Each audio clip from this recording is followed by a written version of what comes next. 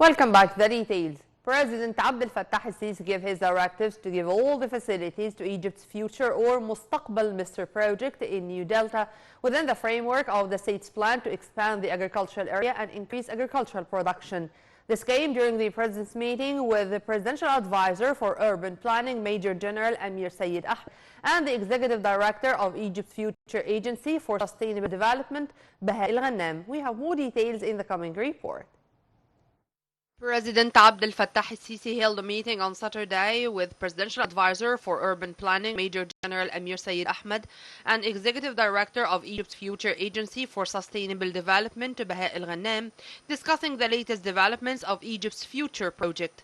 Presidential spokesperson Councillor Ahmed Fahmy said the head of the state instructed the executives to meet all requirements of Egypt's future or Mustaqbal Mr. project in the New Delta within the framework of the state's plan to expand the agricultural area and increase agricultural production, which is a main component of the Egyptian economy. The president highlighted that the state is working to achieve a leap in this regard to maintain food security and increase agricultural exports in a way that supports a boost in the national income. Fahmy also said that the meeting followed up on the project's implementation rates, which aim to provide high-quality agricultural products at reasonable prices to the citizens and to export the surplus. President al-Sisi was briefed on the latest developments concerning the pace of work on the relevant sub-projects, most notably the greenhouse project in El-Fayoum, land reclamation project in El-Minya and Bani Suef, as well as the industrial and logistics zone in El-Daba axis in New Delta.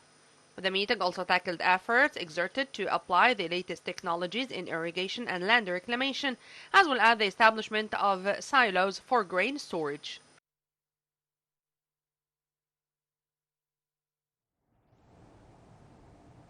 Upon directives of the Supreme Commander of the Armed Forces, President Abdel Fattah al-Sisi, the Armed Forces continued to airdrop tons of humanitarian and relief aid to Palestinians in the Gaza Strip.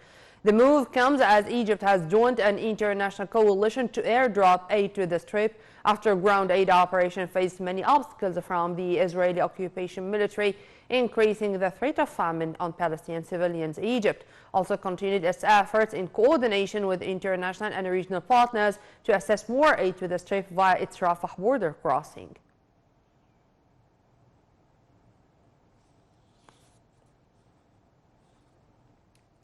After a tripartite meeting tackling the latest regional developments, on top of which the Israeli genocide war on Gaza, Foreign Minister Sameh Shoukry held a joint press conference with counterparts of France, Stéphane Séjourné, and Jordan, Ayman El-Safadi. The three top diplomats stressed that the two-state solution is the only way to achieve peace and called on Israel to agree on a ceasefire.